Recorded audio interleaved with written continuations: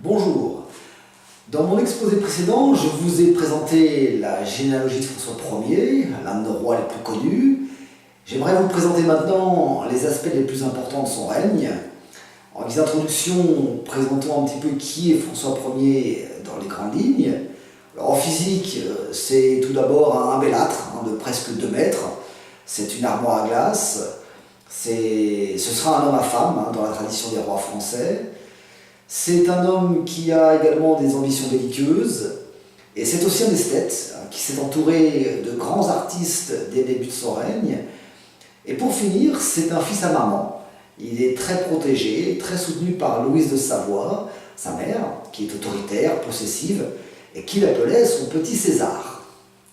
Alors vous connaissez par ailleurs sans doute l'emblème de François Ier, la salamandre couronnée, qui se retrouve sur énormément de plafonds et de murs des châteaux de la Loire, essentiellement, mais également de ceux de Fontainebleau.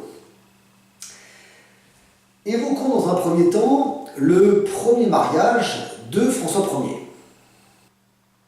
François Ier accède au trône en 1515, à la mort de Louis XII, et en 1514, un an avant son sacre, on lui a fait épouser Claude de France, la propre fille de Louis XII. Alors Claude et lui ont en fait les mêmes arrière-grands-parents, ce qui fait d'eux des cousins germains, et je vous encourage à regarder à ce sujet ma vidéo précédente pour en savoir un petit peu plus. Alors c'est peu de dire que lui et elle sont mal assortis, parce que tout les oppose. Alors lui a beaucoup d'allure, de prestance, il est grand et fort, il sait qu'il a un grand destin devant lui. Quant à elle, elle est petite, elle est chétive, elle est effacée, elle est laide, elle louche, elle boite. Ce sera la femme la plus coquue du royaume. Mais en revanche, elle apporte à François Ier la Bretagne, par son mariage, le duché de Bretagne, qui était l'apanage de sa mère, Anne de Bretagne, ainsi que d'autres comtés, et puis beaucoup d'or. Donc ce qui fait d'elle un bon parti, et en plus Claude est féconde. Dès l'âge de 15 ans, elle donne à François Ier son premier fils, et elle aura 7 autres enfants en seulement 10 ans de mariage, même si ils meurent presque tous prématurément.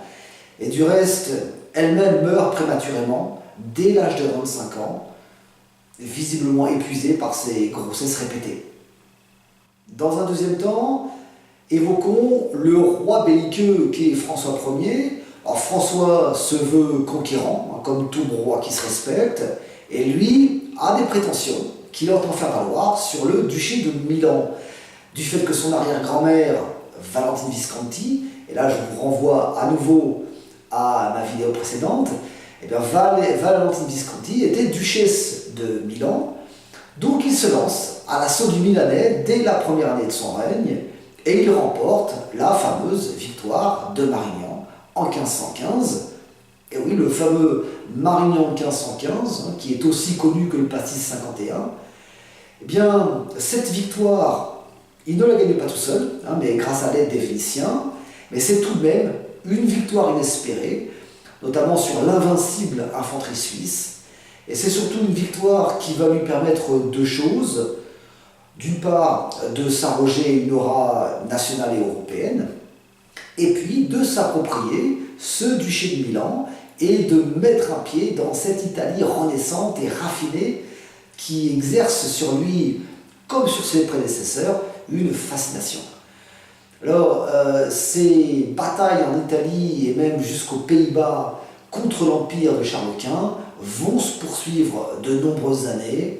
Et à noter que pendant ses absences à la guerre, eh bien, c'est Louise de Savoie, sa mère, qui gouverne à sa place, c'est-à-dire qui assure la régence du royaume. Donc, clairement, ce qui anime le début du règne de François Ier, c'est sa rivalité avec Charles Quint, et c'est mon 3e point. Charles Quint, c'est le roi d'Espagne et des Pays-Bas, et tous deux se disputent en 1519 le titre d'empereur du Saint-Empire romain germanique. Or, ce titre va échapper à François, car les princes électeurs allemands vont désigner empereur Charles Quint, qui saura mieux s'y prendre pour acheter son titre, notamment grâce à l'or du Nouveau Monde. Alors à défaut de devenir empereur, eh bien François va tenter de s'associer à l'autre grand homme de ce siècle qui commence, à savoir Henri VIII, le roi d'Angleterre. Oui, le tonitruant Henri VIII, celui qui a rejeté la papauté, qui a fait sécession avec l'Église catholique et qui accueille désormais le protestantisme naissant.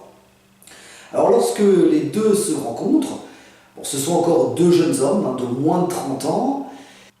Leur entrevue est restée célèbre sous le nom de la rencontre du camp du Drap d'Or. Et finalement, ce sera un nouvel échec pour le roi de France, car non seulement François n'obtiendra pas l'alliance souhaitée contre Charles Quint, mais pire encore, moins d'un mois plus tard, Henri VIII rencontrera ce même Charles Quint et les deux s'allieront contre le roi de France. Et c'est dans ce contexte tendu que va se produire la tragédie du règne de François Ier et qui mettra un terme à ses ambitions italiennes. C'est en 1525 la débâcle de Pavie face à l'armée impériale de Charles Quint. 10 ans après la victoire de Marignan, le roi va essuyer une déroute totale. Il perd des milliers de chevaliers et de fantassins, notamment du fait de ses stratégies désastreuses. Et puis s'y ajoute la fameuse trahison de son ancien connétable, c'est-à-dire son ancien chef des armées, Charles de Bourbon, qui lui est venu se venger de François Ier en s'alliant avec Charles Quint. Alors pourquoi ? Eh bien parce que Louise de Savoie et François avaient tout fait pour lui confisquer ses terres du centre de la France. Et puis, déshonneur suprême pour François Ier et surtout fait rarissime dans l'histoire de France, il est fait prisonnier sur le champ de bataille, qui plus est sous les yeux de ce même Charles de Bourbon. Alors François va être retenu prisonnier de Charles Quint pendant 1 an. Il sera libéré en échange de conditions territoriales très dures, qui sont stipulées par le traité de Madrid de 1526. Et il devra en plus laisser en otage ses deux jeunes fils de 5 et 7 ans, François et Henri, qui resteront prisonniers pendant plus de 4 ans en Espagne et qui ne seront relâchés qu'à la suite du versement d'une rançon exorbitante. Et puis une autre condition dans ce traité stipulait que François Ier devait épouser la propre sœur de son ennemi juré Charles Quint, à savoir Éléonore d'Autriche, à la mort de Claude de France. Ce qui est chose faite, puisque en 1530, François Ier va se remarier avec Éléonore d'Autriche. Donc, on le voit, la situation diplomatique n'est pas brillante, les rivalités en Italie se poursuivront jusqu'à la fin de son règne, mais en revanche, on se souvient davantage de François Ier comme l'homme de la Renaissance française. Il fait venir des artistes italiens en France, comme Leonardo, ou des peintres comme Rosso Fiorentino, le Primatice, pour travailler à Fontainebleau, qui devient rapidement son lieu de résidence favori. François Ier, esthète et bâtisseur, est à l'origine de la reconstruction ou de l'embellissement à la mode renaissante de nombreux châteaux, comme ceux de Saint-Germain-en-Laye ou de Blois, toujours au détriment de la trésorerie royale, ça c'est une tradition française. Et l'un de ses projets les plus ambitieux, c'est bien sûr Chambord. Il recevra du reste Charles Quint dans ses propriétés du Val-de-Loire, à Loches, à Amboise et à Chambord, qui restent encore inachevées. Ils s'y retrouveront en 1539. À noter que même s'ils restent d'éternels rivaux, ils entretiendront toujours des relations diplomatiques. Puis autre fait d'importance dans cette nouvelle renaissance, eh bien, c'est sous François Ier qu'apparaît la première génération de grands poètes français comme Ronsard, Du Bellay, ou que Rabelais publie Gargantua et Pantagruel pendant cette décennie 1530. Et puis, l'autre affaire, la grande affaire qui occupe le règne de François Ier, c'est la naissance du protestantisme en Europe, ce qu'on appelle la Réforme.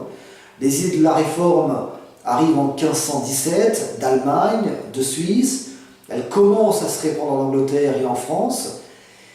Et même si ce n'est pas la première fois que l'Église catholique fait face à des contestations, eh bien cette contestation est puissante et organisée, et surtout elle se répand dans les cercles de la noblesse, des élites et des classes instruites. On y dénonce pêle-mêle les dérives de la papauté, la corruption du clergé, le catholicisme hystérique, celui qui a mené à l'Inquisition, et puis les superstitions du culte catholique, la liturgie, c'est-à-dire la manière même d'adorer Dieu, tout simplement. François Ier tente au début de réconcilier les deux bords, mais il y a un scandale retentissant qui va tout remettre en cause, c'est l'affaire des placards. Les placards étant des affichettes qui sont placardées à Paris et dans 5 grandes villes royales, une nuit de 1534, et qui insultent le pape et la religion catholique. Alors, suite à cela, François Ier va ordonner des exécutions qui vont choquer l'Europe protestante, et puis peu à peu, le pouvoir, c'est-à-dire le roi, mais aussi l'Église, va durcir le ton et finira par criminaliser toute forme d'hérésie. Et la fin du règne de François Ier va être ternie par ces répressions. C'est l'amorce de ce qu'on appelle les guerres de religion, c'est-à-dire, pour être plus clair, cette guerre fratricide entre les catholiques et le protestantisme naissant. Et le pire est à venir, puisque François va engager, en 1545, une expédition punitive en Provence contre la communauté vaudoise, qui est une vieille communauté chrétienne évangélique, qui existe depuis le XIIe siècle, mais elle s'est convertie au calvinisme. Le calvinisme est une branche du protestantisme, et là, lors de ces expéditions punitives, 24 villages du sud de la France vont être brûlés et rasés par les troupes royales.